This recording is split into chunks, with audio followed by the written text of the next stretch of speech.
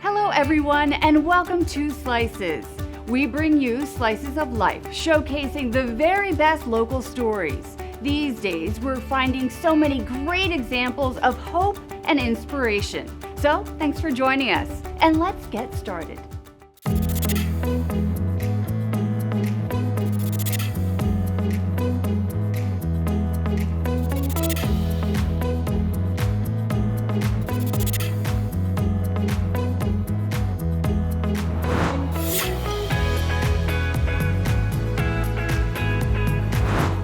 Welcome once again, I'm Christina McCauley. When times are tough, there are always those who go above and beyond to help others.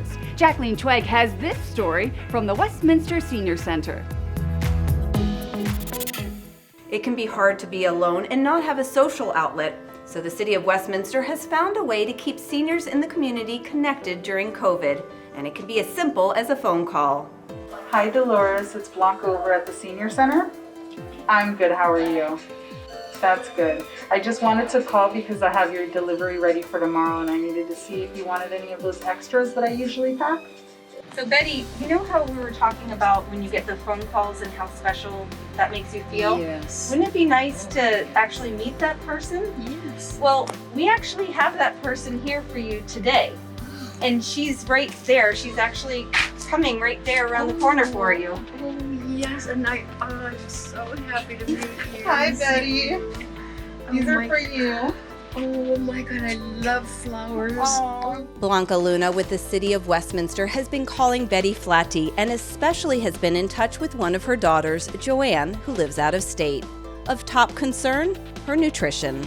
It's unbelievable. It's fantastically satisfying.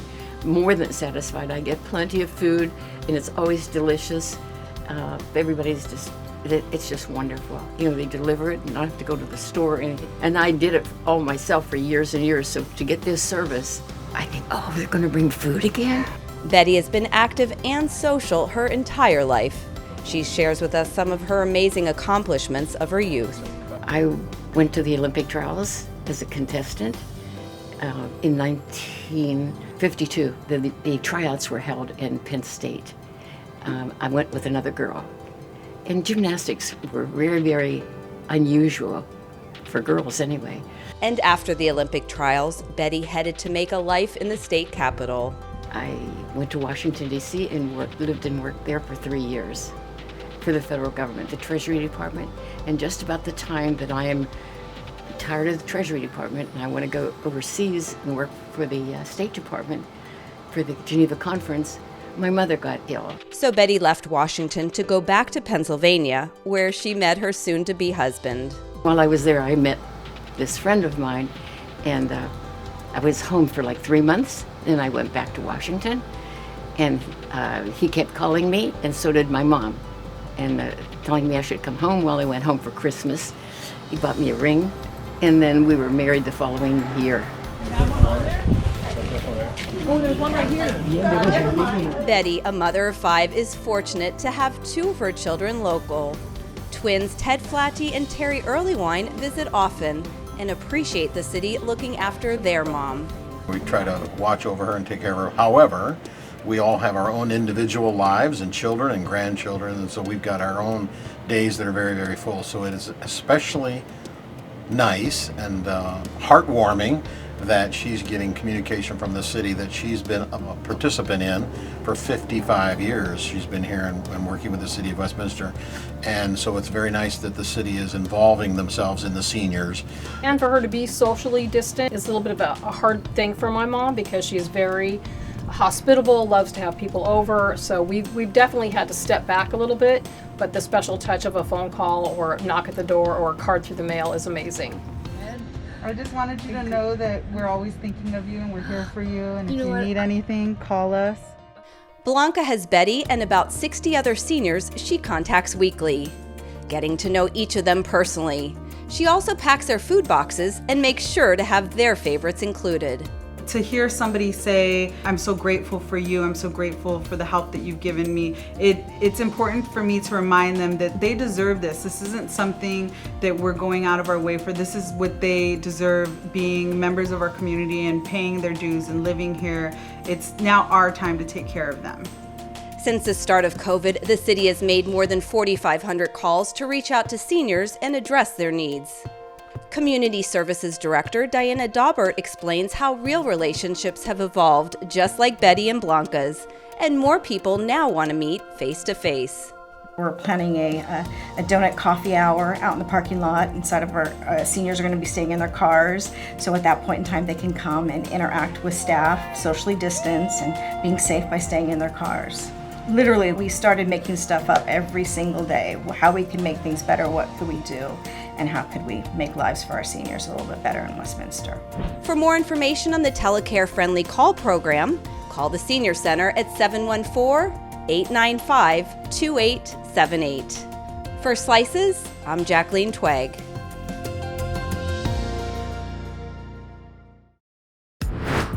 In our next slice, we have the story of a Fountain Valley nurse who wound up being a patient at her own hospital, but for two very wonderful reasons. Here's Valerie Starn. These adorable twins picked an interesting moment in history to make their world debut. And from the start, they've been full of surprises. Today they're meeting some of Mom's co-workers. Melissa Leidy is a nurse at Fountain Valley Hospital. This is Luciana Victory Leidy, big name for a little peanut, and she was born March 30th. She was our baby A, so she came out first, and she was a whopping 3 pounds, 12 ounces. And this is Nico Vance Leidy.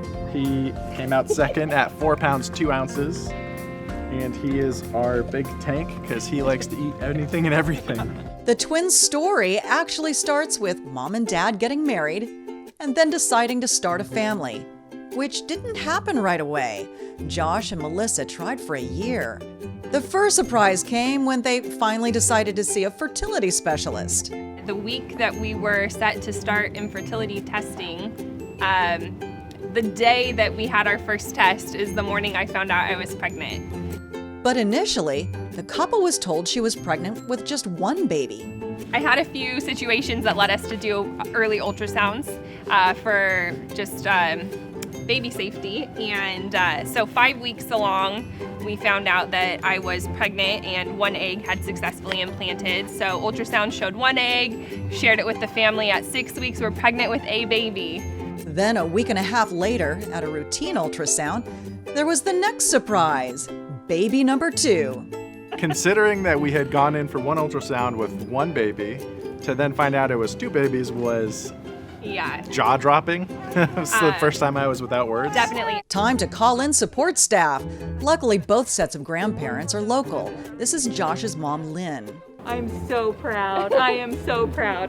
When I got the news, I had to sit down on a curb. I just come out of a meeting, and they said, "We have something to tell you." And they, "Are you sitting down?" I said, "I can be." The next surprise, however, was not a good one. Melissa ended up becoming a patient at her own hospital. I had a scheduled C-section May 17th, and my water broke March 24th. So we were about 10 weeks early at that point, so 30 weeks along. The premature babies safely made their way into a very different world, right in the middle of a pandemic.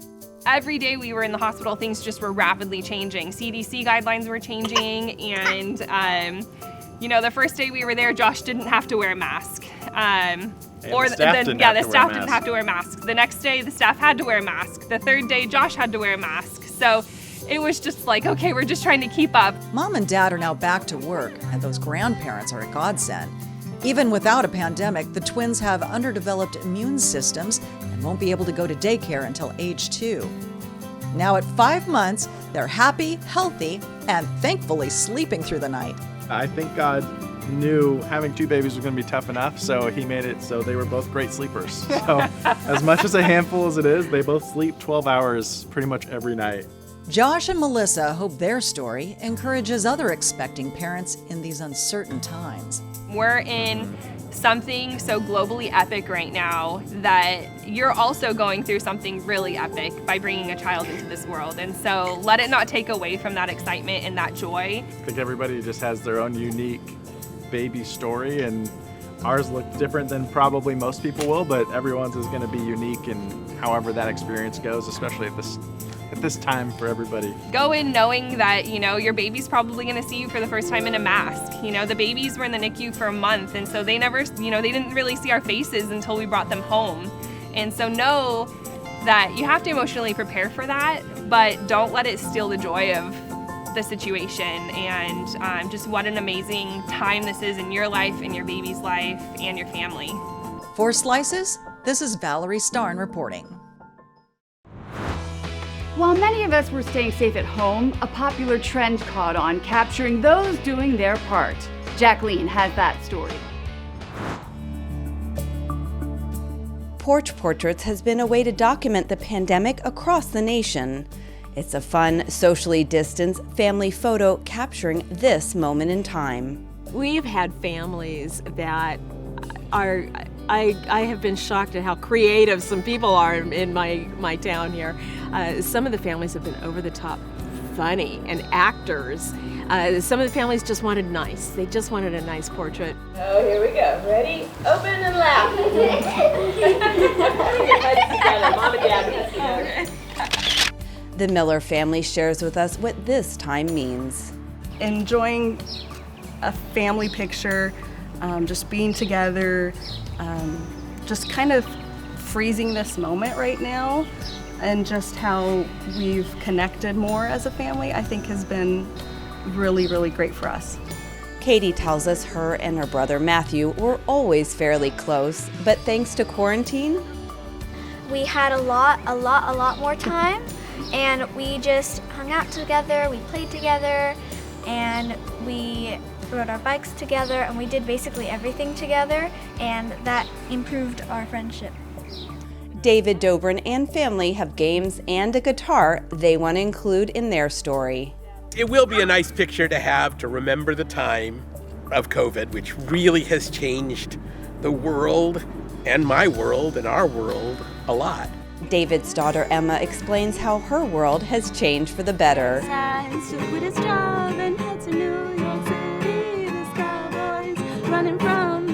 During quarantine, I've been learning how to play guitar, which is something that I've been wanting to do for many years now, but I never picked it up. And now that I have this time, I'm able to actually learn how to do it and take some songs that I wrote and make them into real songs now. So it's a lot of fun. Fountain Valley Mayor Cheryl Brothers' home away from home, Heritage Park. As an avid gardener, she chose this as her inspiration. Very appropriate, because I do spend as much time here as I do in my own front yard and around my own porch. Bobby Hool is a volunteer as well, joining the mayor. So I thought it was important to share this time with her, too. It's just fun. Lynn recalls some of the more animated shots she's taken. It was David Trung. Oh my goodness, ridiculously creative. And he was one of the first photos that we did, and he was one of our first sponsors for sponsoring a bunch of photos so that people in the community could do this. And Chief of Police was crazy over the top funny. I've always known Matt Shepard as being very serious. No, his actor came out. The photos are sponsored by businesses to cover the cost of the materials. This allows more families to participate since many have found themselves without work. Lynn and husband Kurt's business has been on hold during COVID. For our higher-end portraiture, we do hair and makeup. We couldn't do hair and makeup, and that's an important experience for me to offer our clients. That's, we want them to have a chance to feel good about themselves when they're having their portraits taken. The other side of our photography company is business marketing photography and staff photos. So they've used this as an opportunity to donate their time and talent to the community. To date, they've taken portraits of more than 100 families. Many of the photos have and will appear in the Seaton's Fountain Valley Living magazine. For Slices, I'm Jacqueline Twegg. Here's a question. When's the last time you went to the doctor for a checkup? The pandemic has a lot of people putting off appointments, but as we find out next, you shouldn't let COVID compromise your health care.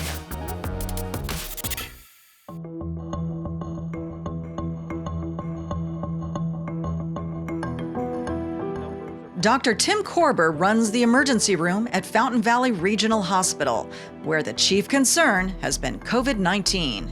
But he wants people to know that COVID should not be a reason to put off other health needs, including preventative care or even a trip to the ER. We always tell people that if they make the decision that they're having a big enough problem that they feel they need to go into their physician, they should. They should never wait something out when they're concerned that they may have a real problem. According to the Centers for Disease and Prevention, by July of 2020, an estimated 41% of U.S. adults had delayed or avoided medical care, including urgent or emergency room care, which accounted for 12%. But even without the added concern of a pandemic, knowing where to go for help can be confusing when you're already under the stress of a chronic or sudden predicament. My general rule of thumb is if it's a relatively simple problem, urgent care is a great place to start. If it's an inherently complicated problem, chest pain, abdominal pain, or you've had some complicated past medical history like extensive surgery or a transplant, you're probably better off when it's more complicated starting at the emergency department because the urgent care is likely to refer you to the emergency department anyway. Urgent care, of course, is for urgent medical needs. However, they can be a good solution if your regular doctor's office is so busy you can't be seen soon enough. It can also be a good option if you're so busy during the week you can't make it during your doctor's regular office hours. Most urgent cares are open extended hours to accommodate people that have a long work day. You can often get to urgent care after hours. Another reason people might hesitate to get the help they need is the waiting room. But now Fountain Valley has the In Quicker system. Patients can go online, see how long the wait is, and pre-register for an appointment time. The In Quicker will help you to get registered faster, which will allow you to spend less time in the waiting room and potentially spend more of your waiting time at home. But the bottom line is if you think you have a true emergency, we don't want you to wait at home. We want you to come into the emergency department and we will triage you here. And if we think your level of emergency is relatively high, you will be seen immediately no matter how busy we are. Emergency medicine is Dr. Korber's specialty. But he also stresses it's equally important for people to keep up with routine visits. That same CDC study showed that 32% of Americans avoided routine care, including preventative screenings and checkups. While some visits will require being seen in person, most doctors' offices and clinics are now also offering the option of telemedicine, virtual appointments where you can see a doctor on a device. If your insurance group or your doctor's office offers a telemedicine option, that's something that you can take advantage of sometimes right away, same day, and that will be an opportunity for you to get some information to make a decision whether you need to be seen in person. Parents are especially encouraged to keep well-child visits up to date.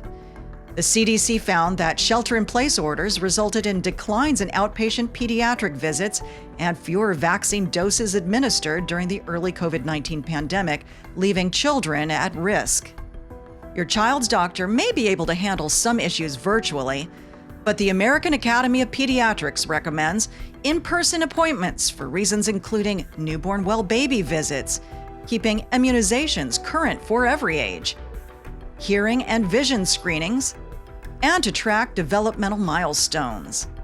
If you're due for an in-person appointment or procedure, the medical community has worked hard to have protocols in place to safely do every level of care. However, these added precautions may result in a longer wait for an appointment, so it's a good idea to call sooner than later. For Slices, this is Valerie Starn reporting. Throughout this pandemic, cities have really been pulling together, finding new ways to serve their residents. Here again is Jacqueline. A room once used for entertainment now stocks essential items at the Westminster Senior Center.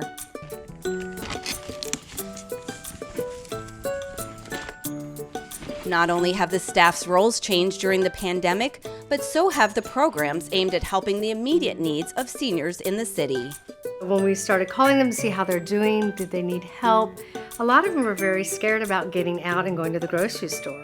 So the center created a mini market of their own to distribute important staples. And they were just like, well, I could use paper towels, I could use toilet paper. Gosh, I would like to have some pasta, tuna fish, anything. So we thought, well, why don't we take care of that for our seniors? They were able to provide these goods through government funding and do the shopping themselves. Either myself and some of the employees have gone out to go grocery shopping weekly. We also order online and bring it here. So we've made this little mini shopping center for our seniors. So like I said, we've made 23 weeks worth of phone calls to our seniors. And every week they tell us what they might need and we pack it up. And they either come and pick it up or we will deliver it to them if they're too scared to get out of the house. Westminster Grocery Outlet also stepped up to help out, donating $1,000 in canned goods through an in-store fundraiser. Then I was able to tell them what we needed, and then it was all delivered to us. So that was great. And they will also give us a discount when we shop over there.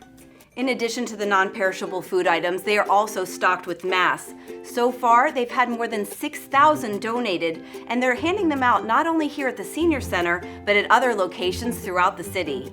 Our mayor and city council were very adamant about us being able to provide Westminster residents with masks. Thanks to community organizations coming forward, the city is able to have this supply. All in all, throughout this whole process, thus far we've given out about 2,000, but our family resource centers distribute them, our senior centers distribute them, and so is the community services department. The goal? Give every resident a mask that needs one. For more on this and the grocery pantry, you can call the City of Westminster. For Slices, I'm Jacqueline Twegg. In our next slice, we meet a local artist who's using her talent to brighten spirits of her fellow neighbors. When normal life slowed down because of the pandemic, a local artist found a fun way to brighten up the neighborhood and make people smile. With colorful chalk and a block wall that's become an outdoor canvas, Emily Pope creates works of art. Our community was kind of going through a downtime and everybody was kind of either stuck at home or lost their jobs, and she felt in her heart there's some way that she could provide for the community. And through her art was one way she did, and a lot of people are appreciating it. To keep things interesting, the wall is updated about once a week. As a family, we come up with a theme and we sketch it out in the sketchbook together, and we think about something really positive to say. So something that would go with that character, that's uplifting, that would make people feel good, and then it starts from there. The positive effect it's had in the neighborhood is amazing. Right now, we're all downshifted. So when you see things like this, it gives you a little bit of lift, you know? It reminds you we still got a good life. I mean, it's bad, but we can survive. And with people like her helping us, I mean, we can't go wrong. Emily, you're awesome. Thank you.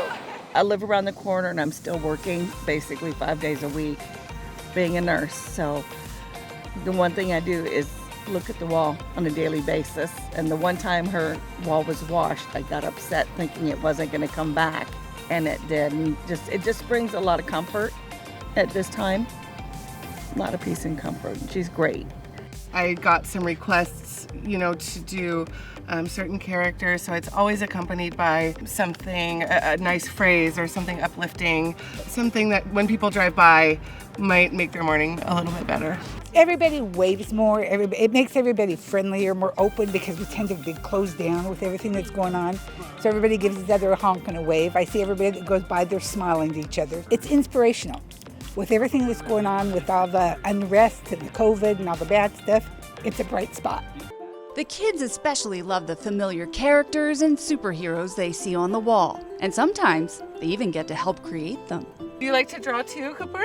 You do? What's your favorite thing to draw with? Do you like to paint, or do you like markers or chalk? Pastel. Ooh, very cool. It makes me feel really good, because she's doing a lot of artwork and it's really fun to see it. Artwork makes your heart feel good and it makes people happy. It's really important to me that the kids in my community know how important art is as a component to their education. It makes them happy, it makes them talk, it makes them come together, it makes them socialize, it helps them to really understand themselves. And I think when you give a child a paintbrush and if you give them a piece of chalk and you say draw whatever you want, it gives them the permission to be a kid and the permission to express themselves when words don't really work sometimes. The impact of the encouraging artwork is far-reaching.